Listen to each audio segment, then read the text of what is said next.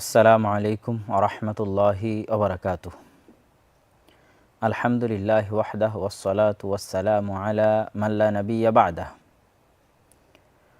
প্রশংসা মহান আল্লাহ সুবহানাহু তাআলার, শান্তি অবতীর্ণ হোক মুহাম্মদ সাল্লাল্লাহু আলাইহি ওয়াসাল্লামের প্রতি। প্রিয় দেশবাসী, আজকে সমগ্র বাংলাদেশের মানুষের হৃদয় ভারাক্রান্ত। যে দৃশ্য, যে ভিডিও, নির্মম নৃশংস হত্যাকাণ্ডের যে দৃশ্য আমরা দেখেছি, তা স্বাভাবিকভাবে দেখাও সম্ভব নয়। যে ব্যক্তি ভিডিও দেখবে সেও মানসিকভাবে কিছুক্ষণের জন্য হলেও তার মানসিক স্থিরতা নষ্ট হবে। সম্মানিত উপস্থিতি, ইসলামের দৃষ্টিতে যত বিধিবিধান, যত নিয়মকানুন, যত ফরজ, যত হালাল, যত হারাম, যা কিছু আছে, তার সকল কিছুর ঊর্ধ্বে হচ্ছে মানুষের জীবন।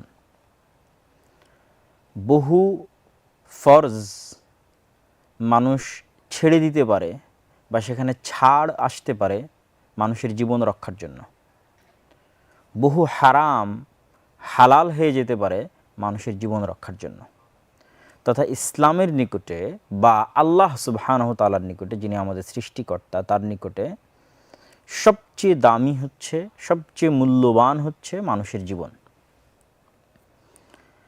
এবং রাসূলুল্লাহ সাল্লাল্লাহু আলাইহি ওয়াসাল্লামের একটি হাদিস থেকে আমরা স্পষ্ট বুঝতে পারি, যে হাদিসে তিনি পবিত্র কাবা ঘর, পবিত্র মক্কা নগরী, হারাম মাস, যুলহিজ্জা মাস, এগুলো সকল কিছুর সাথে তুলনা দিয়ে তিনি মানুষের জীবন, মানুষের সম্মান, মানুষের ধন সম্পদের তুলনা দিয়েছেন। তথা আমাদের ব্রেনে, আমাদের বিবেকে কাবাঘরের যেমন মর্যাদা, একটি মানুষের জীবনের ঠিক তেমনই মর্যাদা। কাবাঘরকে ধ্বংস করা যেমন ভয়াবহ গুনাহ, একজন মানুষকে হত্যা করা তার চেয়েতে বেশি ভয়াবহ গুনাহ। আল্লাহ সুবহানাহু তাআলা এই বিষয়ে এতটাই শক্ত, যেহেতু উনি একমাত্র ন্যায় বিচার প্রতিষ্ঠাকারী। পৃথিবীতে যত তন্ত্রমন্ত্র আছে, এরা কেউ ন্যায় বিচার দিতে পারবে না, ন্যায় প্রতিষ্ঠা করতে পারবে না। আল্লাহ সুবহানাহু তাআলার আইন যেমন পৃথিবীতে ন্যায় প্রতিষ্ঠা করতে পারে, ঠিক আল্লাহ সুবহানাহু তাআলা পরকালে ন্যায় প্রতিষ্ঠা করবেন। তো আল্লাহ সুবহানাহু তাআলা যেহেতু ন্যায় প্রতিষ্ঠাকারী, এই জন্য আল্লাহ সুবহানাহু তাআলার নিকটে একজন মানুষের হত্যায় যদি, নিরপরাধ মানুষের হত্যায় যদি সমগ্র পৃথিবী শরিক হয়, তাহলে আল্লাহ সুবহানাহু তাআলা ন্যায় প্রতিষ্ঠার জন্য সমগ্র পৃথিবীর মানুষকে জাহান্নামে দিয়ে দিবেন। এই বিষয়টাকে আপনি কল্পনা করেন, যে শুধু একজন মানুষের জীবন রক্ষার জন্য, একজন মানুষকে ন্যায় দেওয়ার জন্য সমগ্র পৃথিবীর মানুষকে জাহান্নামে দেওয়া হবে, যদি সমগ্র পৃথিবীর মানুষ ওই ব্যক্তিকে হত্যায় দোষী বলে প্রমাণিত হয়।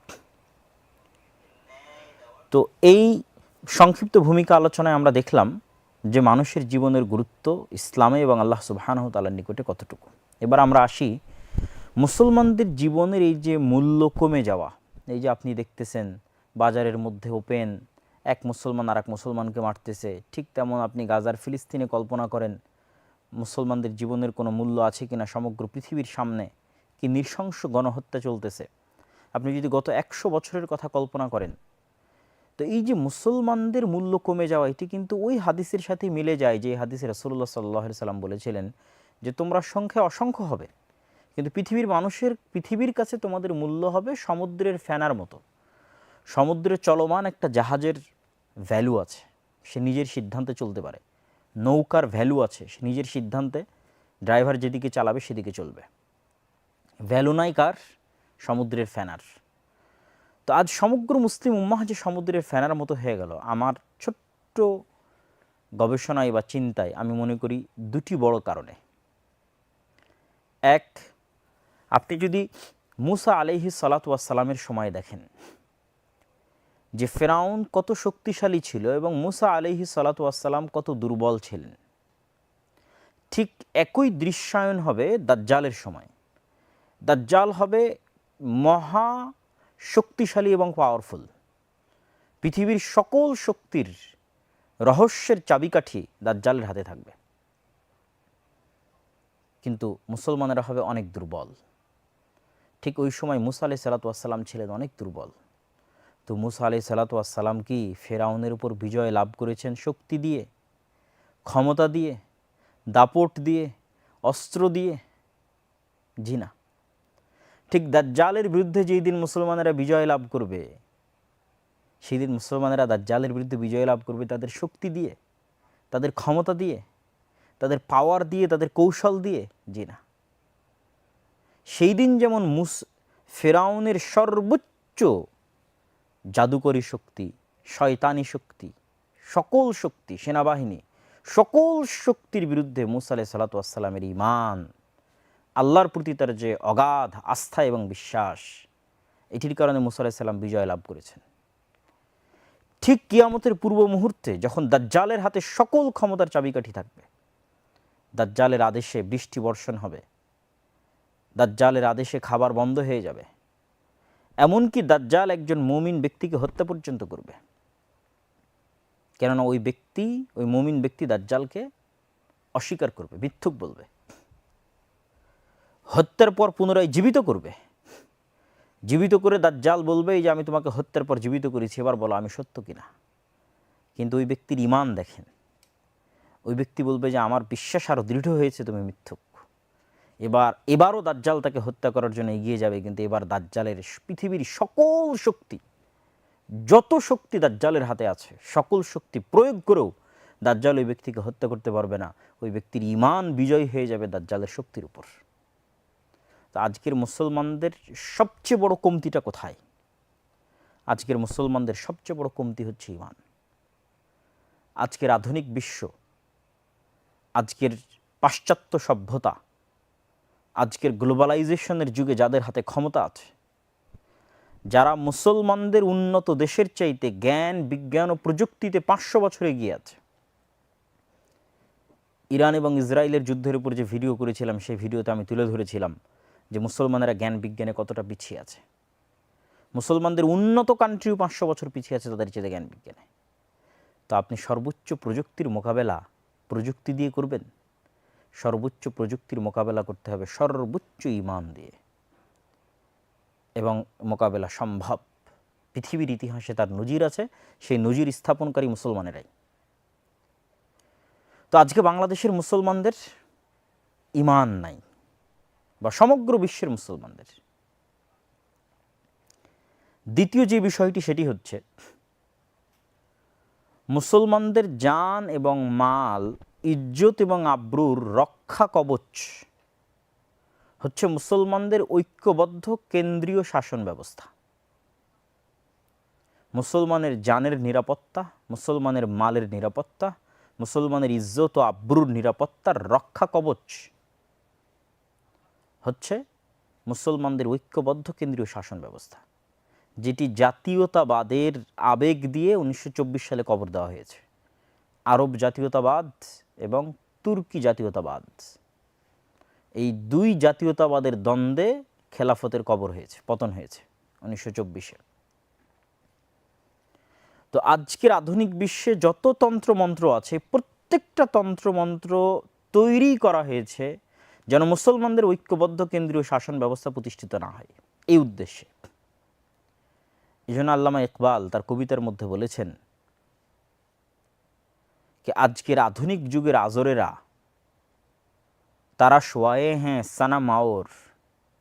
আজকের আধুনিক যুগের আজর, যেমন ইব্রাহিম আলাইহিসসালামের পিতা আজর মূর্তি তৈরি করতেন, আধুনিক যুগের আজরেরা তৈরি করেছে নতুন নতুন মূর্তি। ইনসার খোদাও মে বড়া সবসে ওয়াতান হ্যাঁ। আধুনিক যুগের যতগুলো মূর্তি আছে, এই মূর্তির মধ্যে সবচেয়ে বড় মূর্তি হচ্ছে জাতীয়তাবাদ। তারপরে ধীরে ধীরে সমাজতন্ত্র, গণতন্ত্র যা আছে, ধর্মনিরপেক্ষ মতবাদ, সেকুলারিজম, এগুলো প্রত্যেকটা এক একটা মূর্তি। কিন্তু এই মূর্তির বুকে কুঠারাঘাত করার জন্য ইব্রাহিমের মতো ঈমান লাগবে। সেই ইব্রাহিমের মতো ঈমান মুসলমানদের নাই। এই জন্য আল্লামা ইকবাল আরেকটা কবিতায় বলেছেন कि ये दौर अपने इब्राहिम की तलाश में है, যে আজকের যুগের মুসলমানদের সকল সমস্যার সমাধান হচ্ছে ইব্রাহিম আলাইহিসসালাতু ওয়াসসালামের মতো কট্টর তাওহীদবাদী ঈমানদার, যার সর্বোচ্চ ঈমান থাকবে, এরকম একজন ইব্রাহিম লাগবে। যে এই নতুন যুগের যে মূর্তি আছে মূর্তিগুলোর বুকে কুঠারাঘাত করতে পারবে, আধুনিক যুগের যে মূর্তি আছে এই মূর্তিগুলোর বুকে। আর মুসলমানদেরকে শয়তান সবসময় এটাই বলতে থাকবে যে এইরকম ঘটনা প্রবাহ আপনি কল্পনা করেন, আপনারা যারা দেখছেন আজকের ভিডিও, আপনাদের কারো বয়স যদি 50 বছর হয়, 40 বছর হয়, আর আমাদের মতো যদি 30 বছর হয়, তাহলে আমরা কতদিন থেকে এই ধরনের হত্যাকাণ্ড দেখে আসছি স্মরণ করেন। কত হত্যাকাণ্ডের কথা ভুলে গেছে, হয়তো শুধু গত 16 বছরের হত্যাকাণ্ডের কথা মনে আছে, আর কয়েক বছর গেলে গত 16 বছরের হত্যাকাণ্ড মনে থাকবে না। যেমন আজকের হত্যাকাণ্ড দেখার পর হয়তো এটা যে জুলাই মাসে যে গত বছর হত্যাকাণ্ড হয়েছে এটাও ভুলে যাবেন। তো এইভাবে হত্যাকাণ্ড আসতে থাকবে, বিদায় নিতে থাকবে, আর আপনি বারবার ভরসা এবং আস্থা রাখতে থাকবেন যে ঠিক আছে এবার হয়তো আপনি ন্যায় বিচার পাবেন। কিন্তু আপনি এটি ভুলে যাচ্ছেন যে যেই সিস্টেমে আমরা বসবাস করছি এই সিস্টেম কখনোই ন্যায় বিচার দিতে পারবে না। ন্যায় প্রতিষ্ঠায় ব্যর্থ একটা সিস্টেমের মধ্যে আমরা বসবাস করতেছি। সমগ্র পৃথিবীতেই ব্যর্থ, তৃতীয় বিশ্বে আরও বেশি ব্যর্থ, তথা বাংলাদেশের মতো তৃতীয় বিশ্ব। উন্নত বিশ্বে কেন মোটামুটি সফল, আমি আমার বহু বক্তব্যে বলেছি, উন্নত বিশ্বের প্রতিষ্ঠানগুলো মজবুত। আর তৃতীয় বিশ্বে যেহেতু ক্ষমতার ভর কেন্দ্র থাকে বিভিন্ন জায়গায়, মানে বহির্বিশ্বের বিভিন্ন লিয়াজু এবং অনেক কিছুর হাতে, ফলত এখানে প্রতিষ্ঠানকে কখনো শক্তিশালী হতে দেওয়া হয় না। এখানে সবসময় প্রতিষ্ঠানে রাজনীতিকরণ, প্রতিষ্ঠানকে নিজের পকেটে নিয়ে এসে প্রতিষ্ঠানকে ধ্বংস করা এবং মেধার ভিত্তিতে মূল্যায়ন না করা, প্রতিষ্ঠানকে স্বাধীনভাবে কাজ না করতে দেওয়া, ফলত তৃতীয় বিশ্বে গণতন্ত্র আরও বেশি ব্যর্থ। এই জন্য আপনাকে সমস্যার গোড়া কোথায় সেখানে আপনাকে খুঁজে বের করতে হবে এবং হাত দিতে হবে। গণতন্ত্র ব্যর্থ হওয়ার, তৃতীয় বিশ্বে ব্যর্থ হওয়ার আরও বহু কারণ আছে। যেমন আপনি নিজে কখনোই আপনার এলাকার প্রার্থীকে মনোনয়ন দিতে পারবেন না, একমাত্র রেজিস্টার্ডকৃত নিবন্ধনকৃত রাজনৈতিক দলেরাই মনোনয়ন দিবে। তো এখান থেকেই তো আপনি গণতন্ত্র যে জনগণের ক্ষমতায়ন সেখান থেকে তো মাইনাস হয়ে গেল, বরং গণতন্ত্র হচ্ছে নির্ধারিত একটি রাজনৈতিক দলের ক্ষমতায়ন। তো যখনই মনোনয়নের বিষয়টা চলে আসে রাজনৈতিক দলের কাছে, তখনই সেখানে মনোনয়ন বাণিজ্য শুরু হয়। আপনি মুখে বলেন অথবা না বলেন, হয়, সবাই জানে, ওপেন সিক্রেট। এবং যখনই মনোনয়ন বাণিজ্য শুরু হবে তখনই দেশের যারা বড় বড় অলিগার্ক শ্রেণী আছে, এলিট শ্রেণী আছে, সেকুলার এলিট, যাদের হাতে কোটি কোটি টাকা আছে, তারা তখন তাদের অর্থ এখানে ইনভেস্ট করবে। ফলত গণতন্ত্র, আপনার ভোট নিয়ে ক্ষমতা চলে যাচ্ছে 50 জন 100 জন সেকুলার এলিটের হাতে। তারাই আপনার নীতি নির্ধারক, তারাই আপনার ভাগ্যের, আপনার দেশে কি হবে না হবে সে সিদ্ধান্ত গ্রহণকারী। ছোট বাচ্চাকে যেমন আমরা কোনো কিছু দিয়ে ধোকা দিই না অনেক সময়, যে ঠিক আছে বাবু কোনো একটা জিনিসের জন্য কান্না করতেছে, বা আপনি হয়তো কোথাও নিয়ে যেতে চাচ্ছে, আপনি নিয়ে যেতে চাচ্ছেন না, তখন একটা মোবাইলে একটা গেম অন করে দিলেন বা কিছু একটা দিলেন, সে আসল জিনিসটা ভুলে গেল। তো আপনাকে জাস্ট শয়তান এই মজাটা দেওয়ায় যে আপনি ভোট দিতে পারবেন, মজা লাগে, জাস্ট এই মজাটা আপনাকে ফিল করিয়ে আপনার কাছ থেকে 5 বছরের জন্য খুন, গুম, চুরি, রাহাজানি, ডাকাতির পারমিশন নেওয়া হয়। আর আপনাকে জাস্ট ওই মজাটুকু দেওয়া হয়, আমি তো খুব মজা পাচ্ছি, বাস এই মজার নেশায় বারবার প্রতি 5 বছর পর পর ব্রেনে নেশা চড়ে যে না একটা ভোট দিতে হবে, নেশার মতো কাজ করে। তখন আবার নেশার মতো আমরা ব্যবহার করি, কিন্তু দেখি ঘুরে ফিরে ওই একই বেড়া জালে আটকে আছে।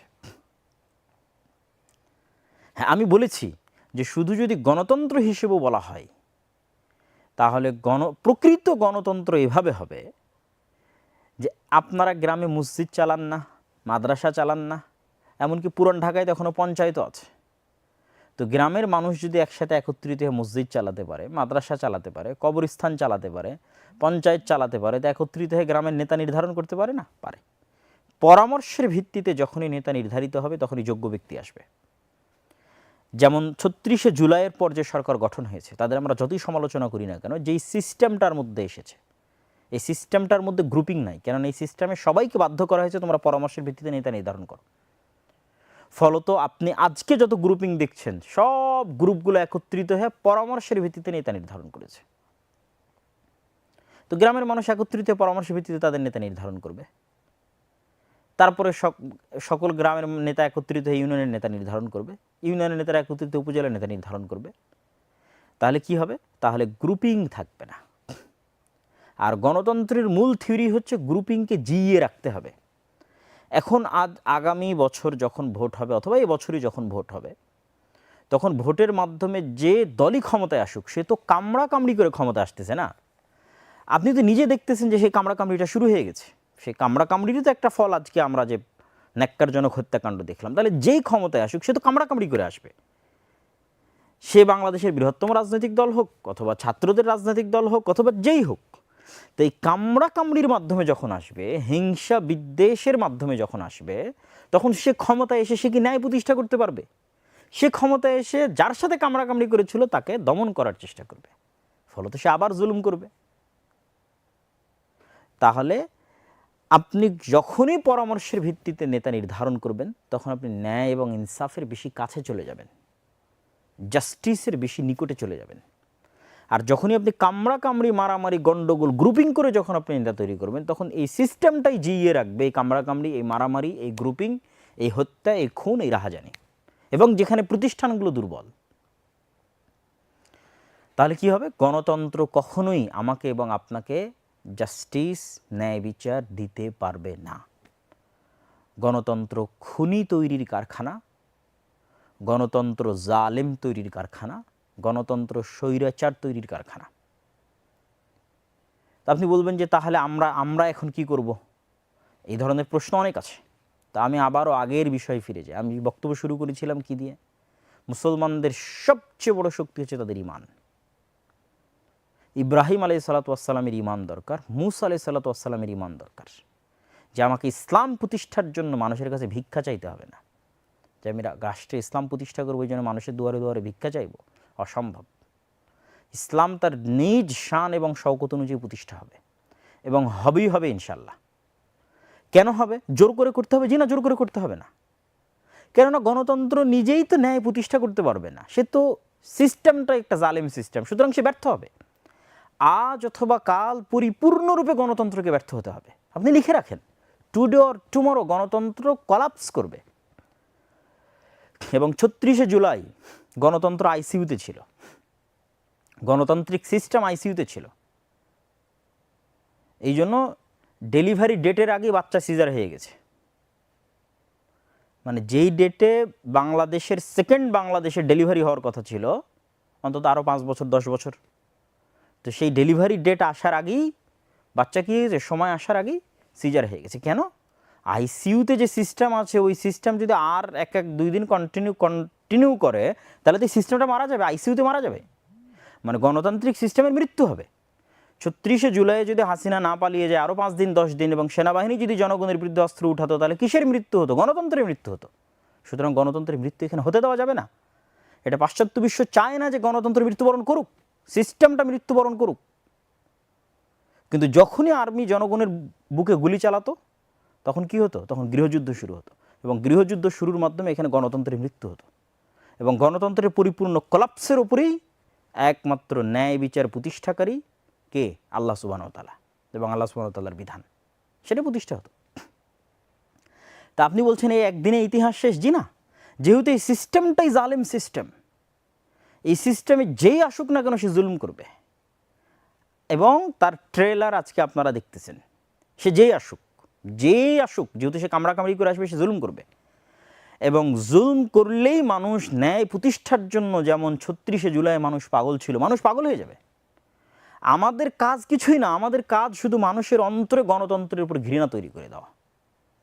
যে খুন করেছে কে? গণতন্ত্র। গত 16 বছর ক্রস ফায়ার গুম কে করেছে? গণতন্ত্র।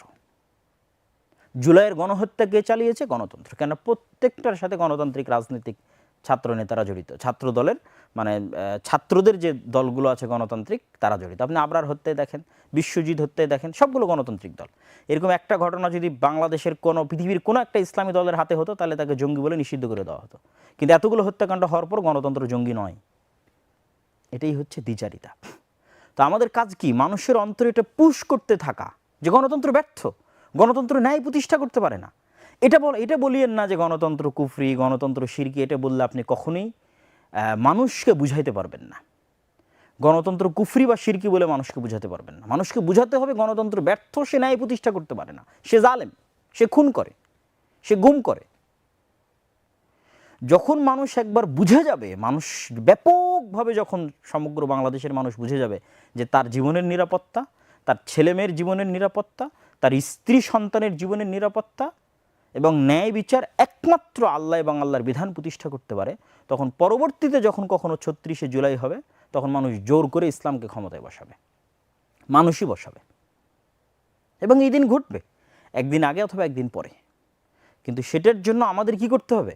আমাদের এই সিস্টেম যে ব্যর্থ এবং আল্লাহ সুবহানাহু ওয়া তাআলার সিস্টেমই যে একমাত্র সমাধান মুসলমানের জন্য, এটার প্রতি অবিচল আস্থা লাগবে, অবিচল ঈমান লাগবে, যেটা আমাদেরকে রাখতে দিতে চায় না, শয়তান রাখতে দিতে চায় না, আমাদের শত্রুরা রাখতে দিতে চায় না, যে আমরা আল্লাহ সুবহানাহু ওয়া তাআলার বিধানের উপর অবিচল আস্থা রাখব।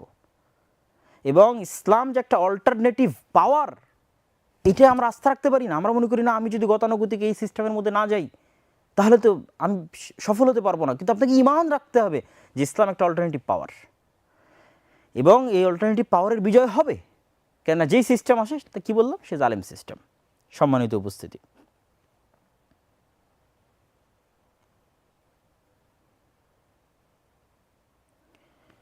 আমি আমার বক্তব্যের শেষের দিকে চলে আসতেছি। তো গত ১৩০০ বছরে, গত ১৪০০ বছরের এবং ইসলামী খেলাফতের পতনের যে ১৩০০ বছর পূর্বে, সেই ১৩০০ বছরে কত মুসলমান মারা গেছে এবং মৃত্যু হয়েছে সেটির একটা জরিপ করা উচিত। আর গত ১০০ বছরে নিজেদের মধ্যে মারামারি করে আর অন্যের আক্রমণে কত মুসলমান মারা গেছে সেটার জরিপ করা উচিত। তাহলে আপনি বুঝবেন যে আপনার জীবনের রক্ষা কবচ কোথায়, এবং সেটার উপর আপনার ঈমান বাড়বে এবং আপনি সামনের দিকে আগাতে পারবেন। আল্লাহ সুবহানাহু ওয়া তাআলা মুসলমানদের ঈমানকে মজবুত করুক। সর্বোচ্চ প্রযুক্তির মোকাবেলা সর্বোচ্চ ঈমান দিয়ে করতে হবে। মুসার ঈমান, ইব্রাহিমের ঈমান, দাজ্জালের সামনে দাঁড়িয়ে থাকা ওই যুবকের ঈমান, যাকে দাজ্জাল হত্যা করে জীবিত করবে, এবং সেই ঈমানের উপর অটল থাকবে। আর দাজ্জালের সকল শক্তি এবং পাওয়ার ব্যর্থ হবে। ঈসা আলাইহিস সালাতু ওয়াস সালামের ঈমান, মুহাম্মদ সাল্লাল্লাহু আলাইহি ওয়াস সাল্লামের ঈমান, আল্লাহর দ্বীনের উপর, এবং মানুষকে এটা বলতে থাকা যে তোমরা তোমাদের ঈমানকে মজবুত করো এবং আল্লাহ সুবহানাহু ওয়া তাআলার দ্বীনের মধ্যে, আল্লাহ সুবহানাহু ওয়া তাআলার বিধানের মধ্যেই তোমাদের জীবন আছে। আপনি আশ্চর্য হবেন, আল্লাহ কিসাসকে বলেছে যে জীবন, মানে আমরা যদি বাঁচতে চাই তাহলে আল্লাহর বিধান লাগবে। আল্লাহ বলছেন যে আল্লাহর বিধানে তোমাদের জীবন আছে, ওয়ালাকুম ফিল কিসাসি হায়া। আমরা যদি বাঁচতে চাই, আমাদের সমাজকে যদি বাঁচাতে চাই, তাহলে আল্লাহ সুবহানাহু ওয়া তাআলা এবং আল্লাহ সুবহানাহু ওয়া তাআলার বিধান ছাড়ার দ্বিতীয় কোনো রাস্তা নেই। আল্লাহ সুবহানাহু ওয়া তাআলা আমাদের দেশের জনগণকে যত দ্রুত এটা বুঝার তৌফিক দিবে, আমরা দাঈ ইলাল্লাহ যত দ্রুত মানুষকে এটার দিকে আহ্বান করতে পারবো এবং বুঝাতে পারবো, ততই এই জাতির কল্যাণ আছে এবং মুক্তি আছে। আল্লাহ আমাদের তৌফিক দান করুক। আল্লাহুম্মা আমিন। ওয়া আখিরু দাওয়ানা আনিল হামদুলিল্লাহি রাব্বিল আলামিন। আসসালামু আলাইকুম ওয়া রাহমাতুল্লাহি ওয়া বারাকাতুহু।